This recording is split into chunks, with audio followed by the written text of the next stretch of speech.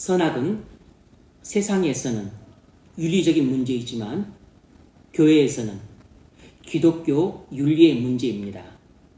윤리의 기준은 사회 공익과 행복이지만 기독교 윤리의 기준은 하나님의 성품과 말씀입니다. 우리는 본문을 하나님의 성품과 말씀이라는 기준에 비추어서 선과 악을 다루고 있습니다. 선악에 대한 성도의 태도는 어떠해야 할까요? 오늘 본문에서 선악에 대한 다윗의 태도를 볼 수 있습니다. 32절로 35절입니다. 보십시오. 다윗이 아비가일에게 이르되 오늘 너를 보내어 너를 영접하게 하신 이스라엘 하나님 여호와를 찬송할지로다. 또 내 지혜를 칭찬할지며 또 내게 복이 있을지로다. 오늘 내가 피를 흘릴 것과 친히 복수하는 것을 내가 막았느니라. 나를 막아 너를 해하지 않게 하신 이스라엘 하나님 여호와의 살아계심을 두고 맹세하노니 네가 급히 와서 나를 영접하지 아니하였다면 밝는 아침에는 과연 나발에게 한 남자도 남겨두지 아니하였으리라 하니라. 다윗이 그가 가져온 것을 그의 손에서 받고 그에게 이르되 내 집으로 평안히 올라가라. 내가 내 말을 듣고 내 청을 허락하노라. 다윗은 악을 미워함으로 행치 않았습니다. 복수의 피를 흘리는 것은 악이에요. 다윗은 경로에서 나발의 집안을 쑥대밭으로 만들려고 했다가 아비가일의 말을 듣고서 마음을 바꿔 복수의 칼을 거둡니다. 다윗은 복수의 피를 흘리는 것이 하나님이 금하시는 악임을 상고하고서 악을 행하지 않기로 결정했습니다.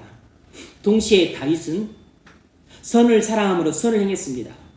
다윗은 아비가일이 자기 죄를 용서해달라는 간청과 복수의 피를 흘리지 말아달라는 간청을 받아들였습니다. 그래서 다윗은 선을 사랑했기 때문에 아비가일의 이 두 가지 선한 간청을 받아들임으로써 선을 행해요. 우리는 여기서 선악에 대한 성도의 자세를 볼 수 있습니다. 성도는 악을 미워함으로 악을 행하지 않고 선을 사랑함으로 선을 행한다는 사실입니다. 여러분, 직장은 인간관계 속에서 갈등이 빈번하게 일어나는 곳입니다. 상사나 동료가 여러분에게 악한 태도나 말을 할 수 있습니다. 그때 악을 악으로 갚지 말고 악을 선으로 갚기 바랍니다. 사장이 여러분에게 불법적이고 불의한 일을 지시하면 손해를 보더라도 거부하십시오. 성도는 항상 악을 미워함으로 악을 행하지 말아야 됩니다. 정직하고 성실한 것이 선이에요. 그러면 직장에서는 정직하고 성실하게 일을 하십시오. 동료가 힘들고 어려운 일을 하고 있으면 혹 부탁하지 않아도 자발적으로 도와주십시오. 주님은 악을 미워하여 악을 행하지 않았고 선을 사랑하여 선을 행했습니다. 그러므로 우리도 악을 미워하고 선을 사랑해야 됩니다. 거짓과 불의를 묵인하지 말고 정직과 의를 도모하십시오. 이것이 선한 일입니다. 지금 우리나라와 국제사회는 혼란의 도가니 속에 빠져 있습니다. 이런 혼란한 때일수록 무엇이 선이고 무엇이 악인지 올바르게 분별할 필요성이 더욱 대두됩니다. 먼저 우리나라 상황을 기독교 윤리적 관점에서 볼 수 있습니다. 12.3 내라는 악이에요. 전 정권의 많은 불법과 비리도 악입니다. 검찰의 많은 조작 수사도 악입니다. 대량의 마약을 밀반입했음에도 불구하고 대통령실, 관세청, 검찰, 경찰이 수사를 무마한 것도 악입니다. 법원의 많은 왜곡된 재판도 악이에요. 이것들은 전부 로마서 13장 1절로 7절을 어긴 악들입니다. 로마서 13장 1절은 이렇게 말합니다. 잘 들어보십시오. 여러분이 자주 들었지만 사실 자주 잊어먹습니다. 각 사람은 위에 있는 권세들에게 복종하라. 여기서 권세는 1차적으로는 통치자를 가리키고 국가 질서를 유지하기 위한 통치자를 가리키고 더 나아가서는 국가 질서를 유지하기 위한 헌법과 법률을 가리키고 국가 질서를 유지하기 위한 국가의 전반적인 모든 제도를 가리켜요. 그러므로 각 사람은 위에 있는 권세들에게 복종하라, 이 말은 국가 질서를 유지하기 위해 하나님이 세우신 통치자에게 복종하라는 것이고, 국가 질서를 유지하기 위해 하나님이 공의의 틀 범위 안에서 만든 헌법과 법률에 복종하고 하나님의 공의의 틀 안에 있는 국가의 전반적인 모든 제도에 복종하라는 것이에요. 하나님으로부터 나지 않음이 없나니, 권세는 하나님부터 나지 않음이 없나니, 통치자도 그렇고 헌법과 법률도 그렇고 국가 질서를 유지하기 위한 모든 제도도 하나님으로부터 났다는 것입니다. 모든 권세는 다 하나님께서 정하신 바라.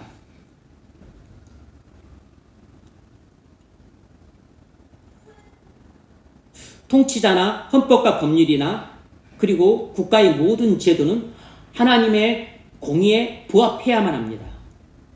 그래야만 우리 그리스도인들이 복종할 수 있어요. 하나님의 공의에 부합하지 않는 통치자나 하나님의 공의를 어기는 헌법과 법률이나 제도는 우리는 복종할 수 없습니다. 2절, 그러므로 권세를 거스르는 자는 하나님의 명을 거스림이니 거스르는 자들은 심판을 자취하리라. 다스리는 자들은 선한 일에 두려움이 되지 않고 악한 일에 대하여 되나니 내가 권세를 두려워하지 아니하려느냐. 선을 행하라. 그리하면 그에게 칭찬을 받으리라. 그는 하나님의 사역자가 되어 국가 질서를 유지하는 통치자는 하나님의 사역자입니다. 국가 질서를 해치는 통치자는 하나님의 사역자의 역할을 감당 못하고 있는 것이에요. 국가 질서를 유지하는 헌법과 법률도 하나님의 권위에 해당이 돼요. 그는 하나님의 사역자가 되어 내게 선을 베푸는 자니라. 그러나 내가 악을 행하거든 두려워하라. 그가 공연히 칼을 가지지 아니하였으니 곧 하나님의 사역자가 되어 악을 행하는 자에게 진노하심을 따라 보응하는 자니라. 하나님은 국가의 질서를 해치는 악을 행하는 자들을 공권력을 통해 심판하십니다. 이것은 하나님이 국가의 공권력을 하나님의 사역자로 삼아서 하나님의 심판을 대행케 하시는 것이에요. 그래서 로마서 이 13장 1절로 7절은 기본적으로 국가의 기능을 말해주고 있습니다. 국가의 질서와 평화와 안위를 해치는 일들은 기독교 윤리적으로 명백한 악에 해당됩니다. 그러므로 우리는 악을 악하다고 말하고 국가의 질서와 안위를 해친 범죄에 대해 엄정한 처벌이 이루어져야 한다고 말을 해야 됩니다. 그것이 기독교 윤리적으로 선에 해당이 돼요. 여러분은 악을 선하다고 말해서는 안 되고 악을 합리화하려는 모든 핑계에 동조해서는 안 됩니다.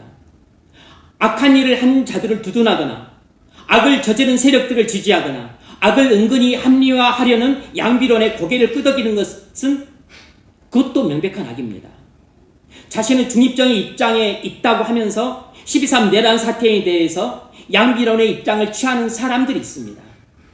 그것은 중립적인 입장에 있는 것이 아니고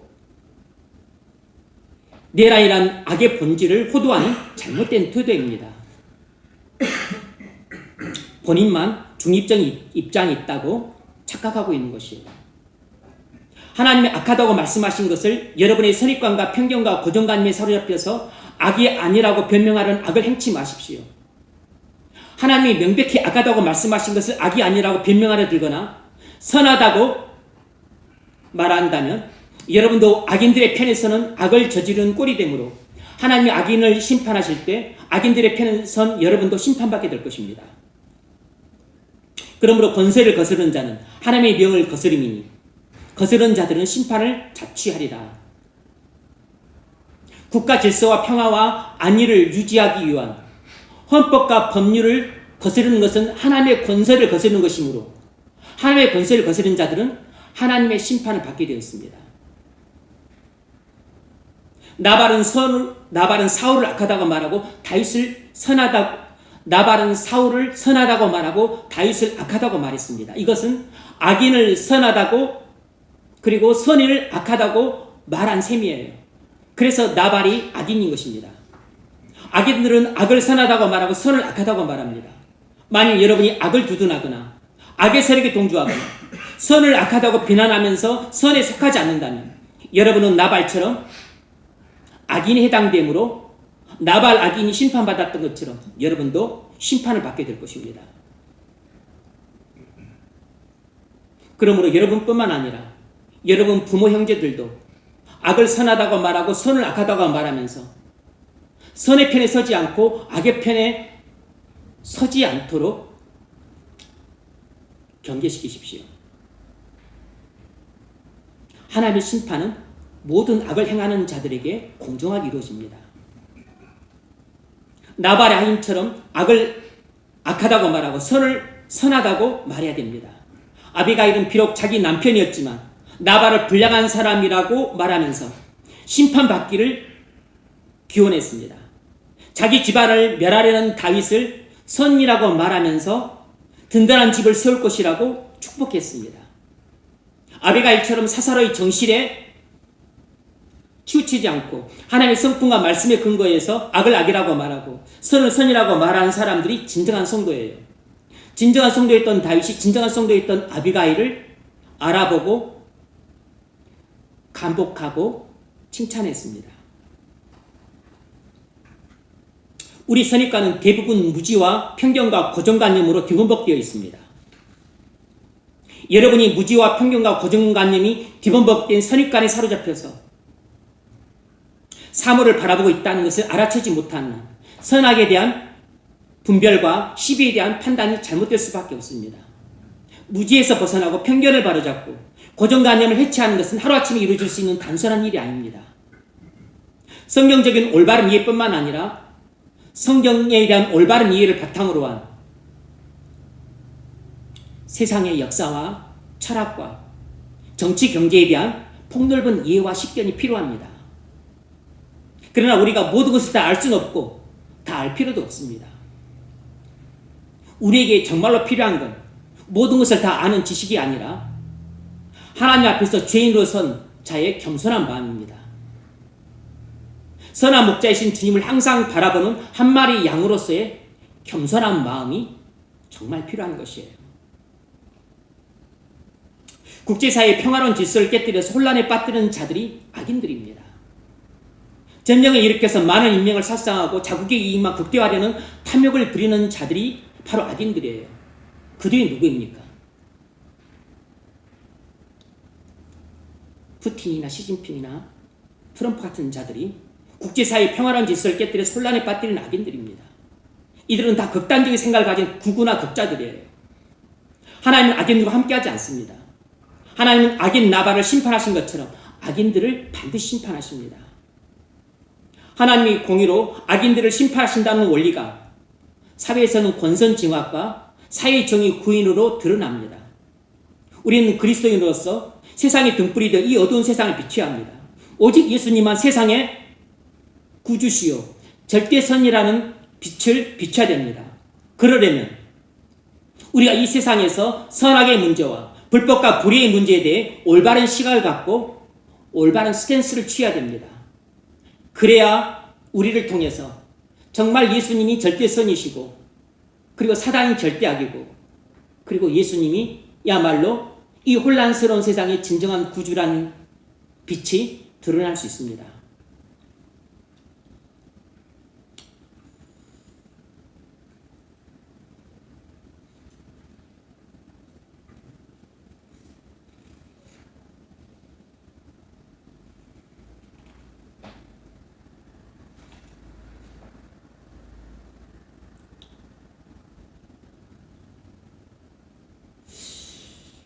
두 번째로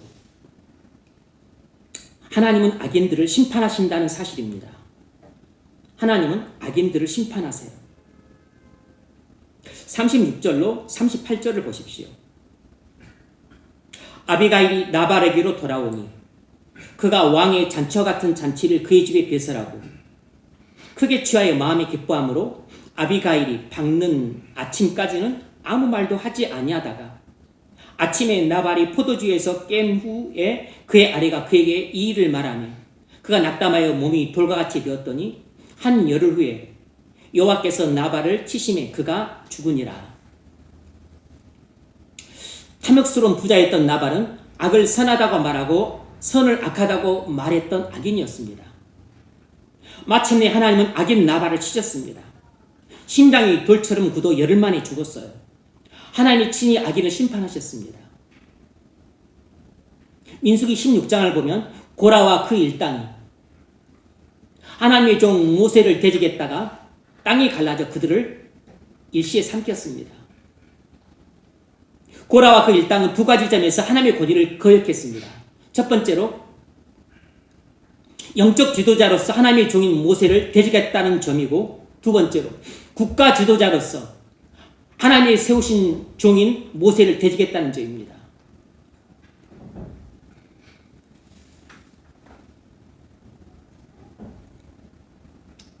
그들은 이스라엘이 곧 하나님 나라이기 때문에 일반 세상의 윤리라는 건 없죠.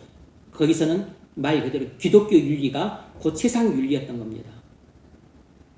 고라와 그 일당을 땅이 삼킨 것은 하나님의 권위를 거역한 악인들을 친히 심판하신 사건입니다. 여러분, 하나님은 공의로우신 분이시라 악을 결코 그냥 내버려 두지 않습니다.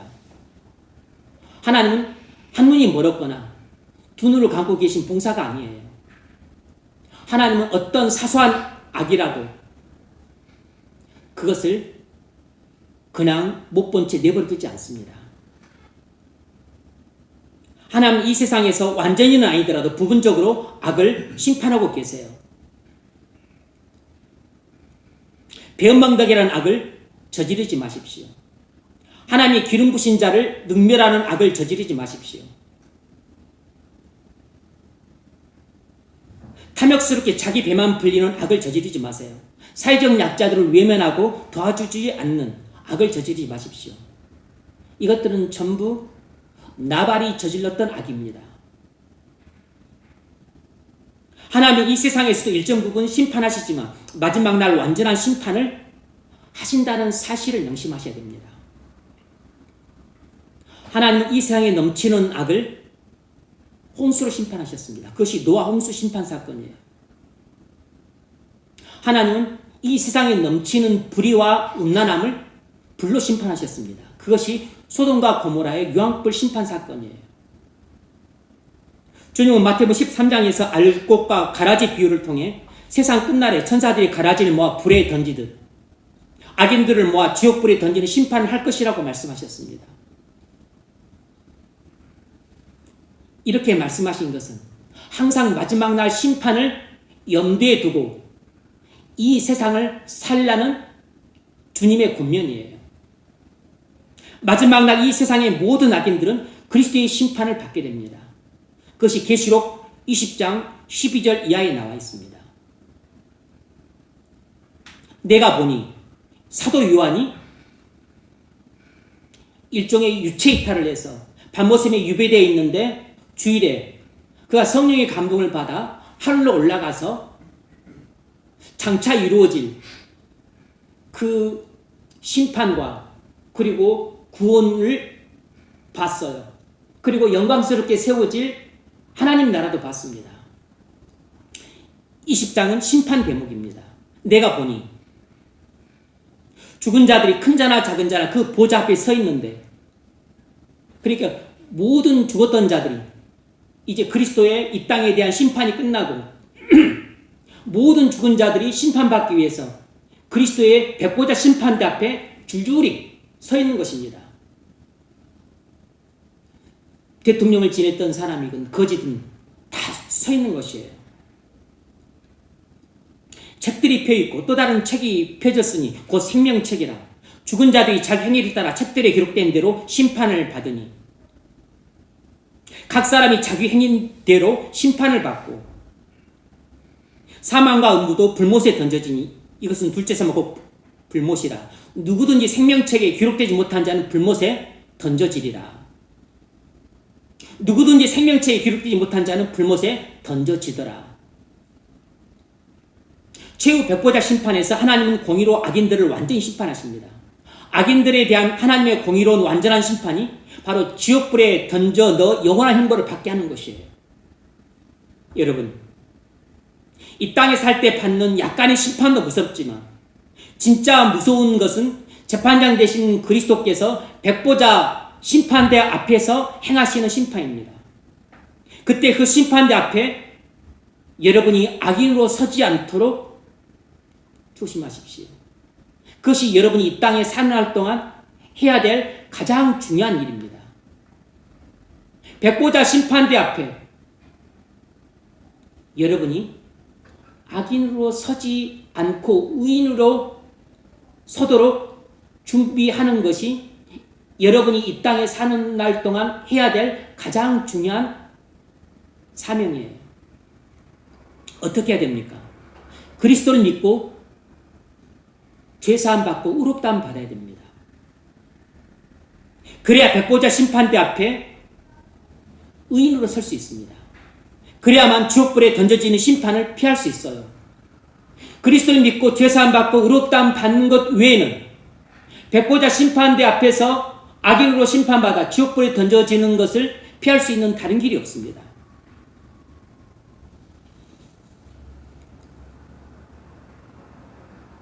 여러분도 수십 년 후면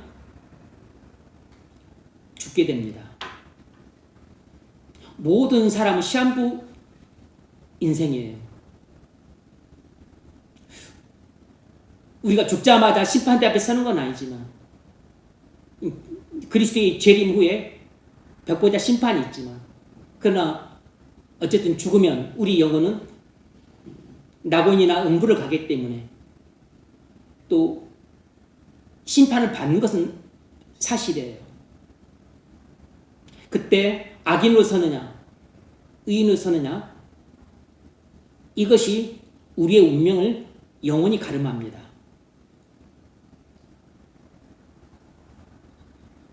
하나님은 의인들을 그리스도의 신부로 삼으십니다. 하나님은 의인들을 그리스도의 신부로 삼으세요. 39절 나발이 죽었다함을 다윗이 듣고 이르되 나발에게 당한 나의 모욕을 갚아주사 종으로 악한 일을 하지 않게 하신 여호와를 찬송할지로다. 여호와께서 나발의 악행을 그의 머리에 돌리셨도다 하니라. 나발이 하나님의 심판을 받아 죽었을 때 다윗은 하나님의 공의로운 심판을 찬송했습니다. 우리는 여기서 한 가지 중요한 진리를 좀 깊이 묵상해 볼 필요가 있습니다. 우리가 악인들에 대한 하나님의 심판을 볼 때 어떤 태도를 취해야 됩니까? 여기서 중요한 실마리를 이 다윗의 말을 언행을 통해 우리가 포착할 수 있어요. 우리는 악인들에 대해서 하나님이 공의로운 심판을 집행할 때 어떤 태도를 취해야 될까요? 첫 번째로는 경외심을 품고 하나님의 공의로운 심판을 찬송함으로써 인정해야 됩니다. 우리는 하나님께서 악인들을 심판하실 때 경외심을 품고 하나님의 공의로운 심판을 찬송함으로써 그 하나님의 공의로운 심판을 인정해야 돼요. 시편 97편 7절 조악한 신상을 섬기며 험한 것으로 자랑하는 자는 다 수치를 당할 것이라. 우상 숭배하며 악을 행하는 자들이죠. 하나님이 심판하세요. 여호와여 시온이 주의 심판을 듣고 기뻐하며 유다의 딸들이 즐거워하였나이다. 하나님이 우상 숭배하는 악과 악인들에 대해서 심판하시는 것을 시온 이스라엘 백성들이 듣고서 기뻐하고 즐거워했다 그랬습니다. 그래서 찬송을 했어요. 여호와여 주는 온 땅에 주전하시고 모든 산들보다 위에 계시나이다. 하나님의 악인을 심판하시는 것은 하나님의 의로운 행위예요. 그러므로 우리는 하나님의 심판을 보고 경외심을 품고 하나님은 참으로 의로우신 분이시다 사실을 인정하고 기쁨으로 찬양을 해야 됩니다. 그러나 그 기쁨은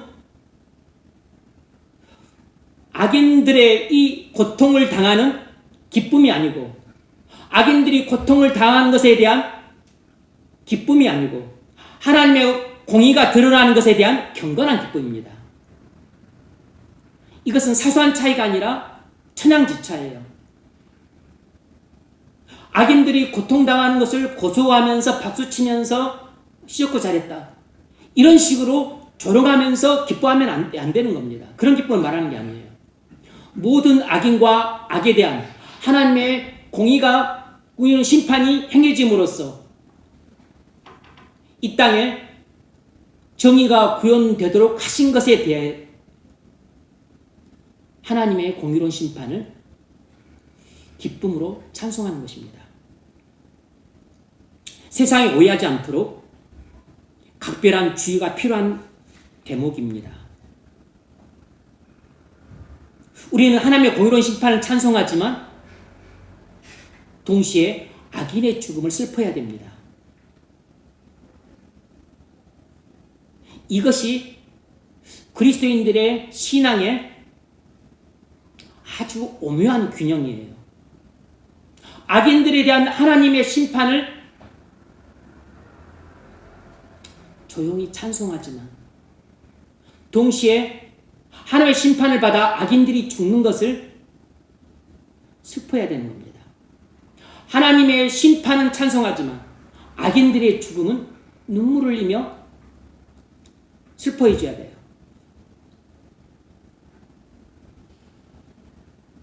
어느 한쪽만 해서는 안 됩니다.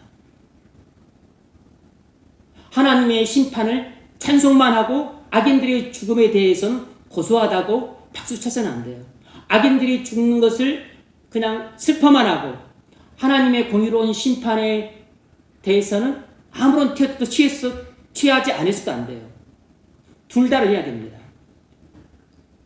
잠언 24장 17절 내 원수가 넘어질 때 즐거워하지 말며 그가 엎드러질 때 마음에 기뻐하지 말라.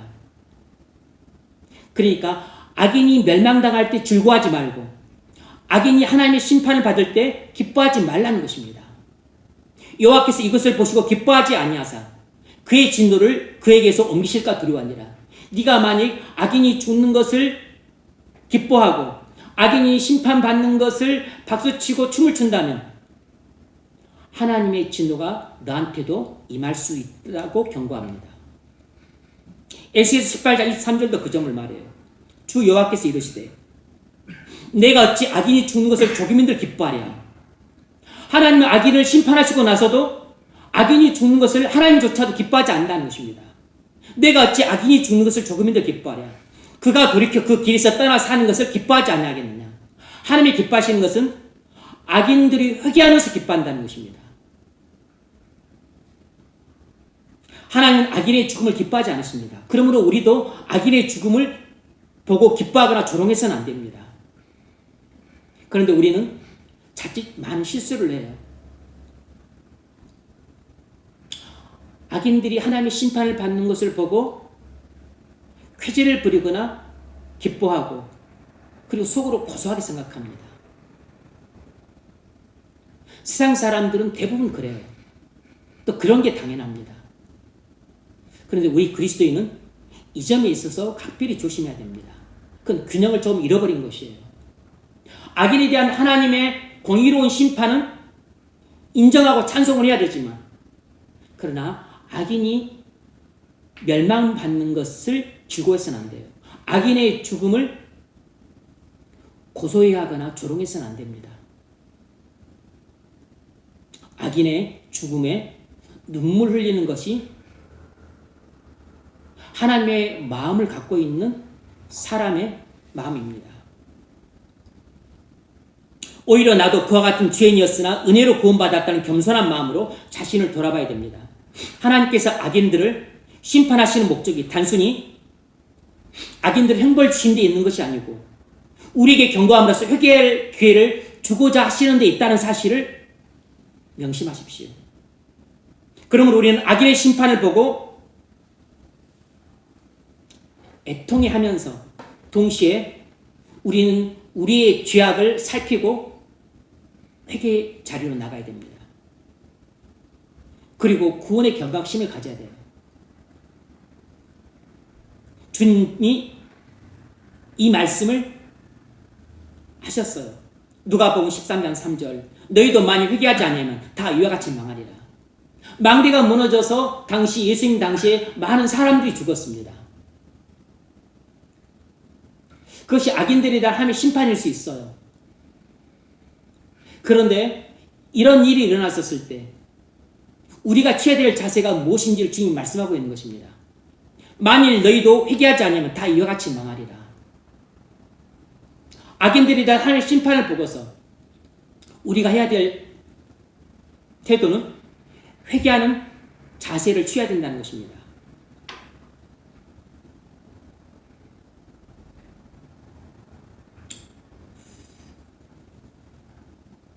장차 천국에서는 하나님의 심판을 큰 소리로 찬송하지만 지금은 눈물과 경외심으로 응답해야 됩니다.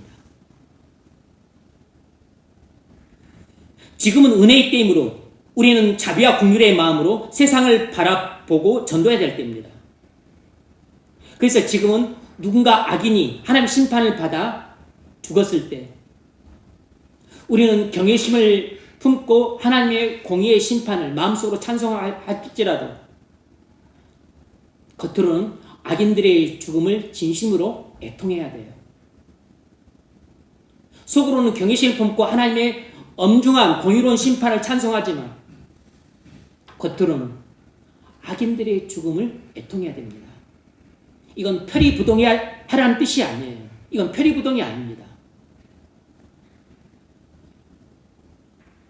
그러나 천국에서는 모든 구원이 완성되고 하나님의 공의가 완전히 드러나므로 그때는 하나님의 심판을 기뻐하며 큰 소리로 찬송하게 될 겁니다. 그것을 계시록 19장 1절이 이렇게 말했습니다. 하늘에 흘러다온 무리의 큰 음성 같은 것이 있어 이르되 할렐루야 구원과 영광과 능력이 우리 하나님께 있도다. 하나님의 심판에 대한 찬송이에요. 그의 심판은 하나님의 심판은 참되고 의로운지라 음행으로 땅을 더럽게 한 큰 음녀를 심판하사 자기 종들의 피를 그 음녀의 손에 갚으셨도다. 이렇게 구원의 날이 끝나고 이제 심판의 날이 이르렀을 때 그 심판 날에는 악인들에 대한 하나님의 공의로운 엄중한 심판을 우리는 입을 벌려 찬송하게 될 겁니다. 지금 악인들이 심판받는 것을 볼 때 우리는 경외심을 품고 하나님의 공의를 찬송함으로 인정해야 됩니다.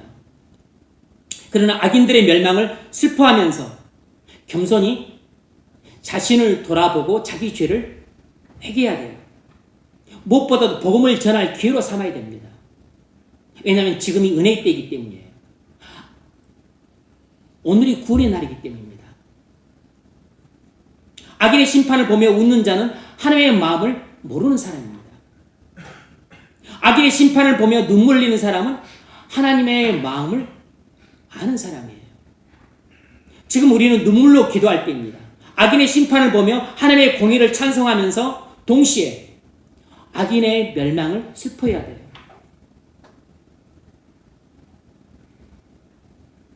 내란 사태 주범들과 공범들에 대한 법정에 재판이 이루어지고 있습니다. 아직 완전히 심판이 이루어지지 않았어요. 얼마나 공정한 심판이 이루어질지는 모르겠지만 공정한 심판이 이루어져야 하나님의 사역자로서 법원과 재판관들이 제의를 하는 것입니다. 그들이 심판을 받아 징역을 살 때 고소하라 그렇게 쾌죄를 부리거나 조롱하지 않도록 조심하십시오. 죄를 저지른 국가 질서를 무너뜨리고 헌정 질서를 무너뜨리는 악인들에 대한 하나님의 공의로운 심판을 경외심을 품고 그리고 마음속으로 크게 찬송을 하십시오. 하나님이 우리나라를 내란 사태와 후진국으로의 전략으로 위험으로부터 우리를 건지셨습니다. 찬송해야 돼요. 하지만 비록 큰 죄를 저지른 악인들이지만 물론 그들이 아직 죽지 않았지만 그들이 심판받는 것에 대해서 애통하는 마음을 동시에 품어야 됩니다. 그것이 주님의 마음이기 때문에 우리는 그렇게 하고 싶지 않지만 하나님이 악인들의 심판에 대해 그런 마음을 품기 때문에 하나님의 자녀인 우리도 아버지가 품는 것처럼 자녀인 우리도 그런 마음을 품어야 되는 겁니다. 그러나 장차 천국에서는 지옥에서 행해지는 하나님의 영원한 심판을 큰 목소리로 기뻐하며 찬송하게 될 겁니다. 나발이 죽은 후에 다윗이 아비가일을 아내로 삼았습니다. 39절 하반절부터 42절까지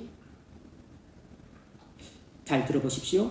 다윗이 아비가일을 자기 아내로 삼으려고 사람을 보내어 그에게 말하게 하며 다윗의 정령들이 갈멜에 가서 아비가일에게 이르러 그에게 말하여 이르되 다윗이 당신을 아내로 삼고자 해 우리를 당신께 보이다 하니 아비가일이 일어나 몸을 굽혀 얼굴을 땅에 대고 이르되 내 주의 여종은 내 주의 전령들의 발씻길 종이이다 하고.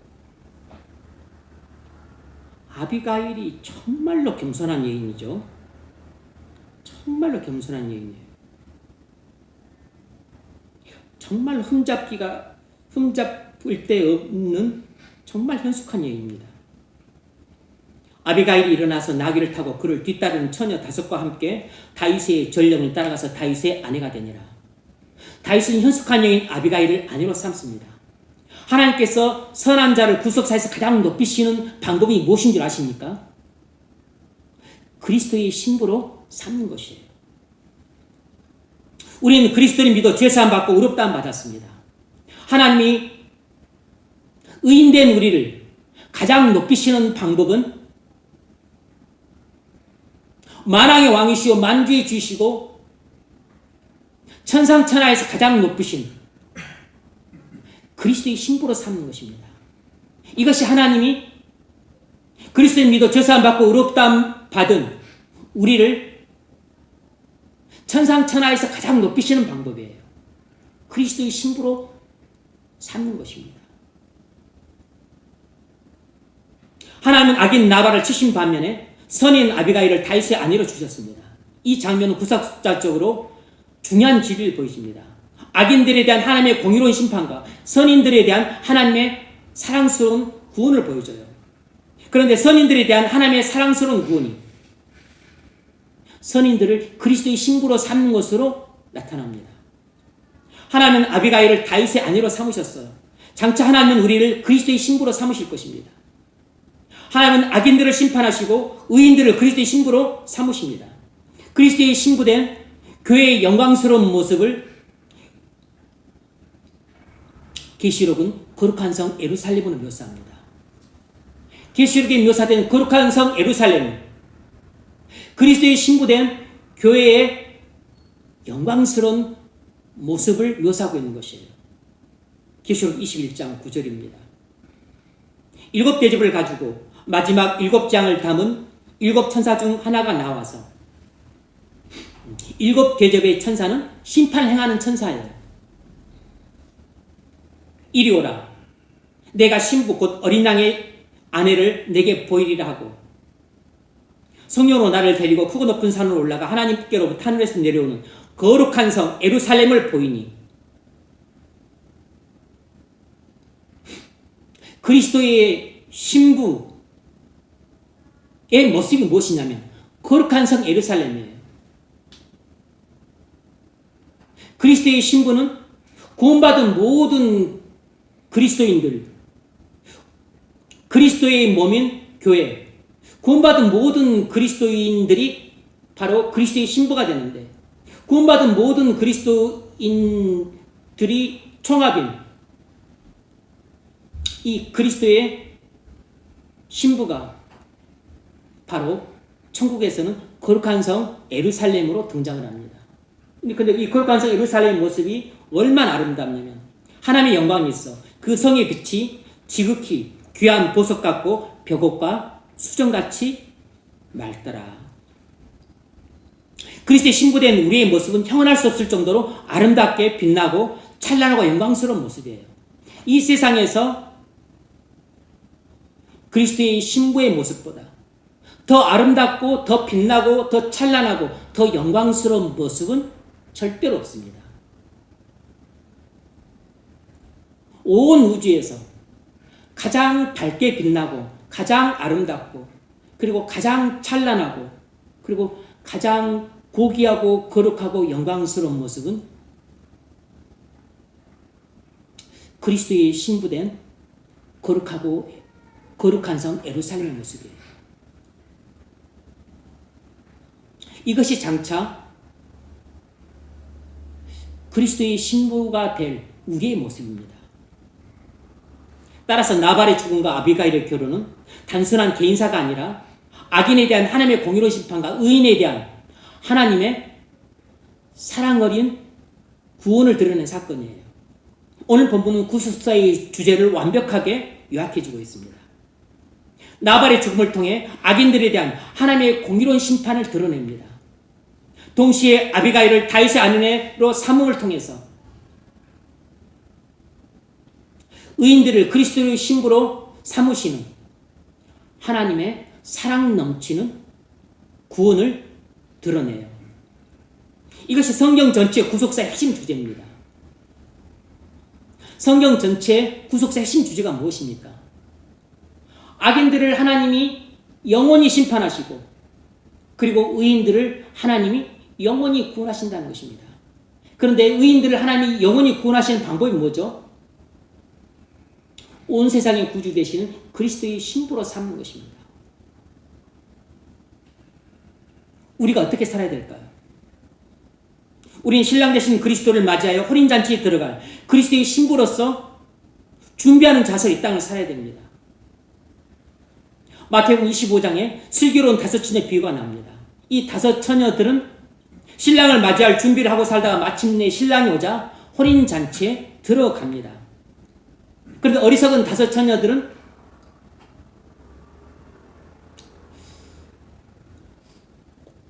혼인잔치에 못 들어가요. 슬기로운 5처녀, 어리석은 5처녀의 차이점이 무엇입니까? 둘 다 등불은 갖고 있었는데 등불에 기름이 없었다는 것입니다. 이는 교회를 다니고 그리스도를 믿는다고 고백하는 이 교인들 마음에 성령이 있고 없고의 차이입니다. 우리는 모두 믿음의 등불은 갖고 있는데 우리 마음 안에 예수님이 계시냐 안 계시냐 하는 것이 결정적인 차이예요. 우리가 그리스도의 신부로서 그리스도를 신랑으로 맞아야 혼인잔치에 참여하려면 우리 안에 예수님이 계셔야 됩니다. 등불 안에 기름이 있어야 되는 것처럼 우리 안에 예수님이 계셔야 돼요. 여러분 안에는 예수님이 계십니까? 여러분 안에 예수님이 안 계시면 등불 없이 기름 없이 등불만 들고 있는 어리석은 5처녀에 속하고 여러분 안에 예수님이 계신다면 기름이 충분한 기름이 들어있는 등불을 들고 있는 슬기로운 5처녀에 해당이 됩니다. 여러분 안에 예수님이 계신다면 여러분은 신랑 되신 그리스도를 맞아서 혼인잔치에 들어갈 것입니다. 하지만 여러분 안에 예수님이 계시지 않는다면 여러분 신랑 되신 예수님이 오셨을 때 혼인잔치에 들어가지 못하고 밖에서 일을 가며 슬피 울게 됩니다. 백보자 심판대 앞에서 악인으로 판별을 받아서 지옥불에 던져지게 될 겁니다. 그렇다면 우리가 그리스도의 신부로서 어떻게 사는 것이 신랑 되신 그리스도를 맞이할 준비를 하며 사는 것이겠습니까? 어떻게 사는 것이 그리스도를 맞이할 준비를 하며 사는 것이겠어요? 아비가일처럼 악을 미워하고 선을 사랑하는 진실한 의인으로 사는 것입니다. 아비가일처럼 악을 미워함으로 악을 행하지 않고 선을 사랑함으로 적극적으로 선을 행하며 사는 의인으로 살아가는 것이에요.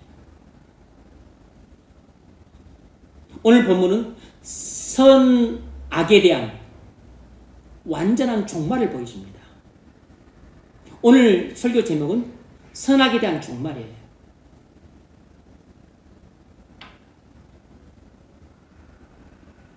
선악의 종말입니다. 선악의 종말. 오늘 본문은 단순히 나발의 죽음과 아비가일의 결혼 이야기 아닙니다. 나발의 죽음은 악인들에 대한 하나님의 공의로운 심판을 보여주고 아비가일의 결혼 의인을 그리스도의 신부로 삼으시는 하나님의 의로운 구원을 보여줍니다. 이것은 그리스도의 십자가의 죽음을 통해 성취되었습니다. 그리스도의 재림을 통해 완성될 것이에요. 우리 어린 양의 혼인잔치 신부로 참석할 때 비로소 영원한 하나님 나라가 완성이 됩니다. 선악의 기준은 인간의 판단이 아니라 하나님의 뜻에 있습니다. 선악의 기준은 사회의 공익과 행복에 있는 것이 아니고 하나님의 성품과 하나님의 말씀에 있습니다. 우리는 겸손히 그리스도 안에서 하나님의 뜻에 부합한 선을 이루는 삶을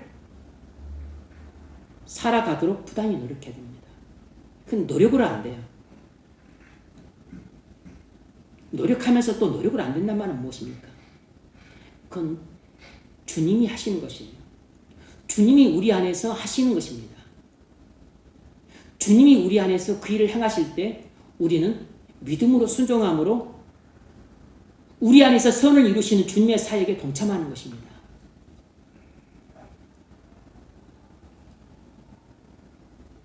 바울이 골로새서 1장 29절에서 말했죠. 내 안에서 능력으로 역사한 이의 역사를 따라 힘을 다하여 수고하노라. 이 원리인 것이에요.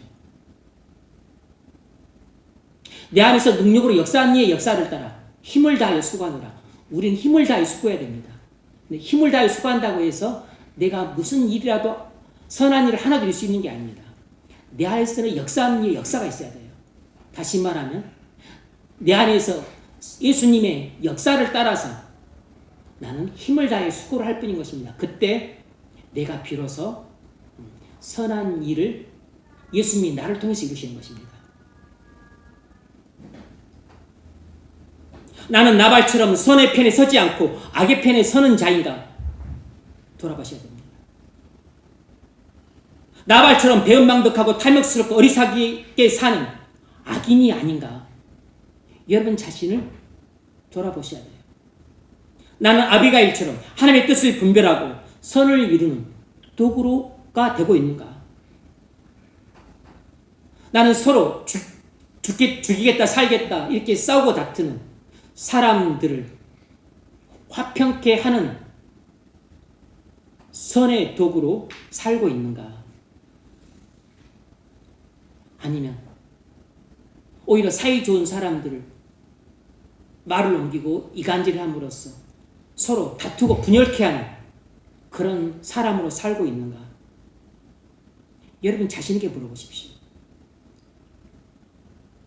나는 아비가의 다윗처럼 악을 미워하고 선을 사랑하는 의인인가? 정말 그렇습니까? 말씀을 맺겠습니다. 오늘 본문은 우리에게 선악의 종말을 보여주었습니다. 하나님은 악인을 심판하셨고 의인을 구원하셨어요. 나발의 죽음과 아비가일의 결혼은 악인들의 심판과 성도의 구원을 보여줍니다. 장차 하나님의 심판과 구원은 그리스도 안에서 완성될 것입니다. 그러므로 악을 미워하고 선을 사랑하는 성도가 되십시오. 그래서 하나님이 미워하시는 악을 버리고 하나님이 사랑하시는 선한 뜻에 순종하십시오. 그래서 지옥에서 영원한 형벌을 피하고 어린 양의 혼인잔치에 참여하는 영광스러운 성도가 되어서 천국에서 영생을 누릴 수 있기를 주의 이름으로 축원합니다.